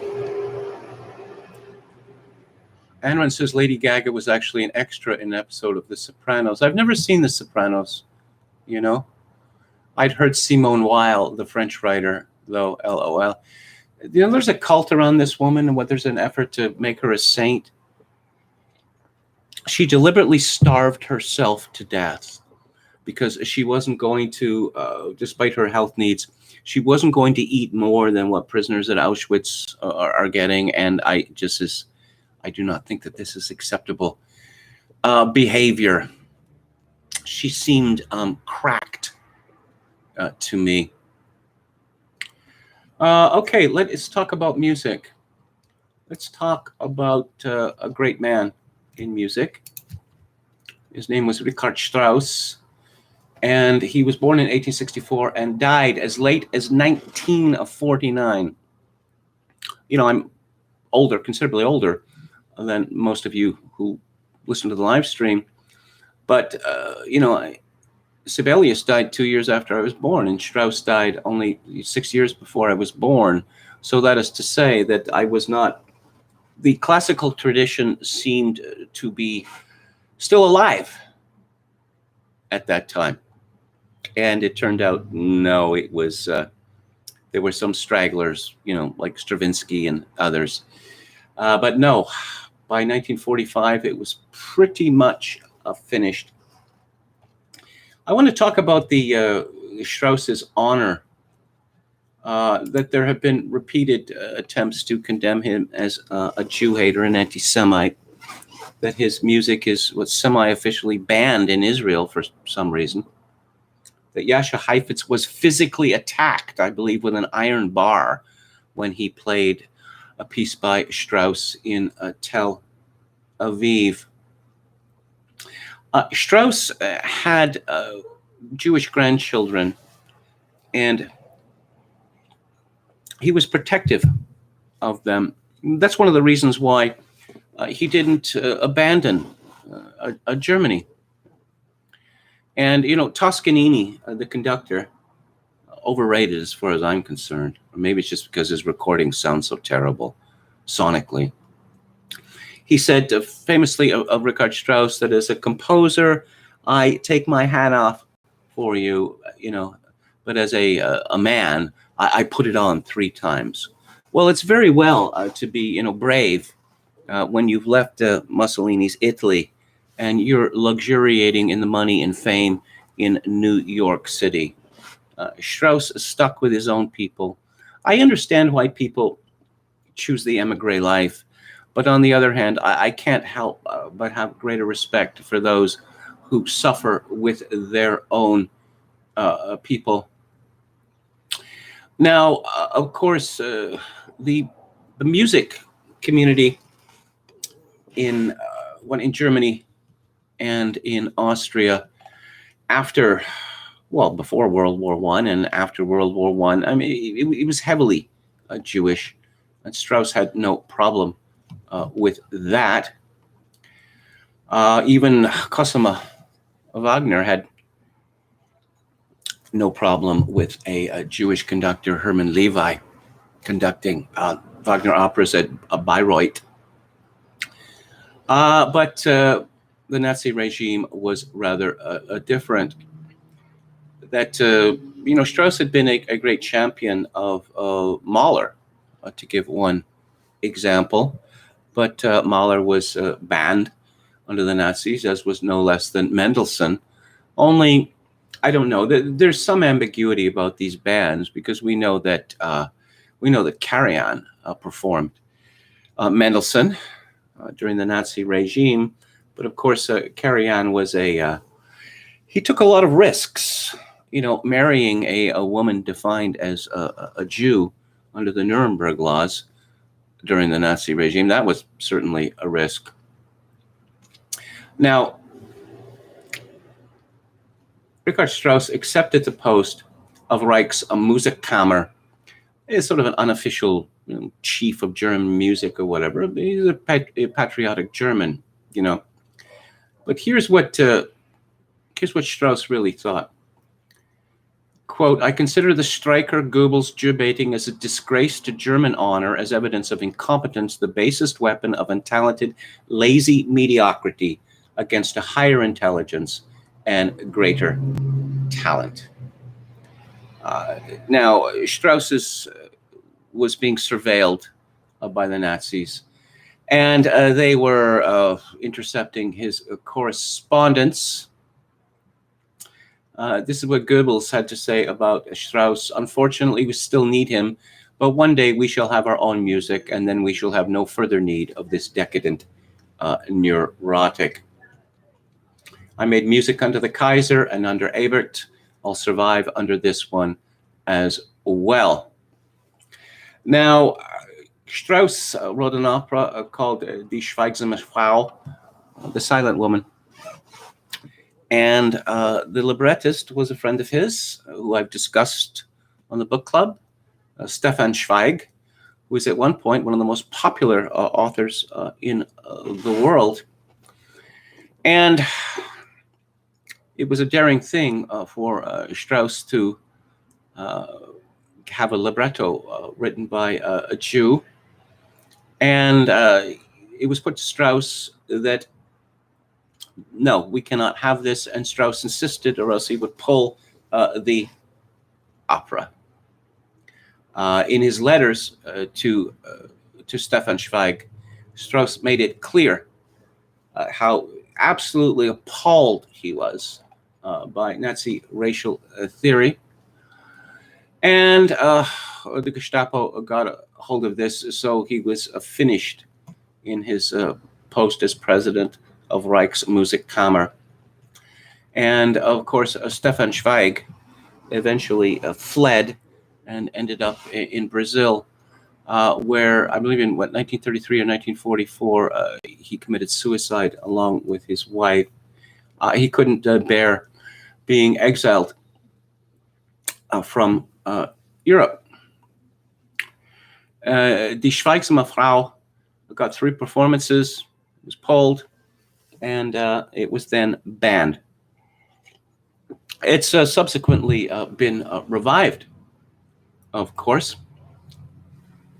But Strauss, as I say, above all, he wanted to protect his grandchildren, which he managed to do, because there was Strauss still had some influence, and there was suggestion that they were going to be sent to concentration camps, which never happened.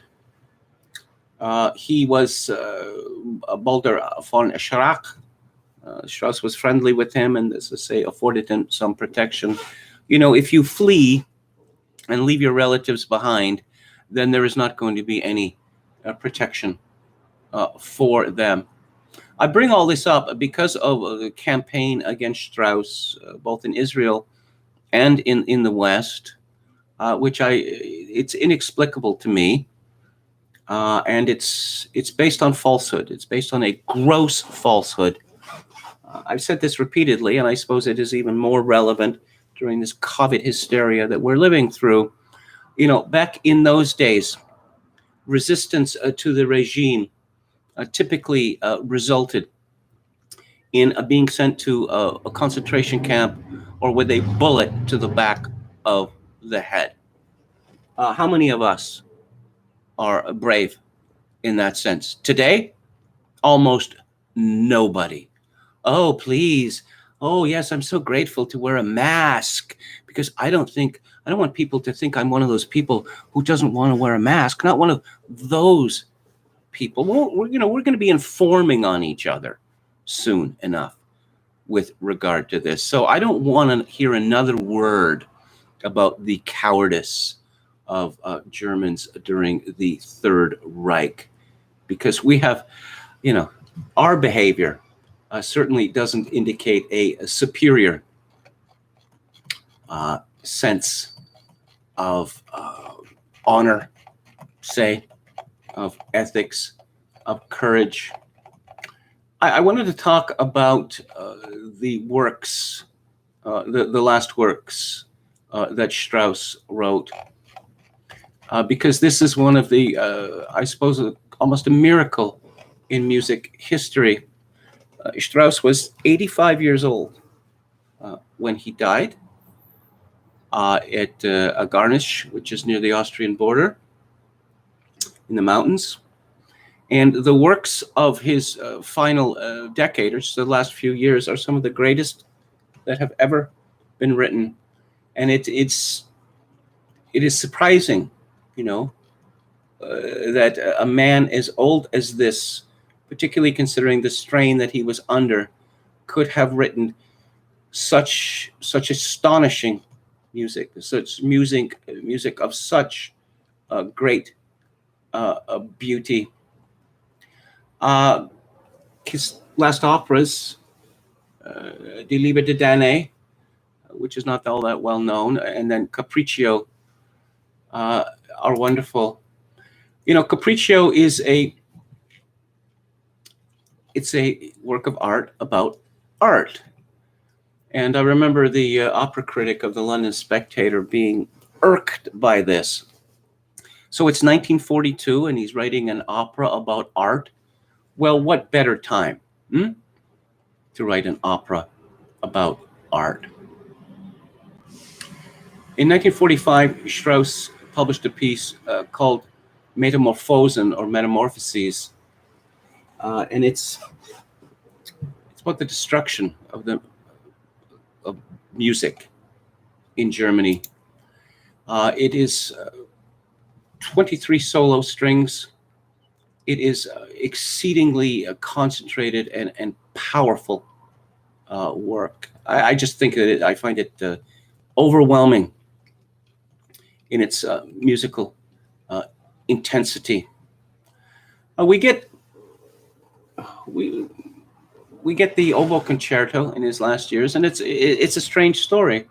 When American troops ended up at Garmisch, that Strauss strolled out, went to the limit of the property, and said in a grand manner, "I am Richard Strauss, composer of Der Rosenkavalier." And there were soldiers who knew what Der Rosenkavalier was, because it was a very popular opera. It still remains so. But Americans were opera lovers in those days. The weekly broadcast, Saturday from the Metropolitan Opera, huge numbers of viewers. Seems impossible now, but it is true. The Oboe Concerto had a strange origin, because Strauss had never written a solo piece. And an American soldier who was a classical musician, his name was John Delancey, which is a name which will be familiar to some of you. Yes, that is his son, the actor. And he asked Strauss if he would write a concerto for oboe. And Strauss brusquely said no. And Delancey was shocked later when he discovered that Strauss had written a concerto for oboe and had offered him the rights of first American performance. Unfortunately for Delancey, he was not the chief oboist in his orchestra, so he didn't receive that honor. The Oboe Concerto is one of the most beautiful things that I've ever heard. It is a very difficult piece to play because there are no gaps in it. I mean, there's no movements. It's one continuous movement, and one must, and it lasts almost half an hour.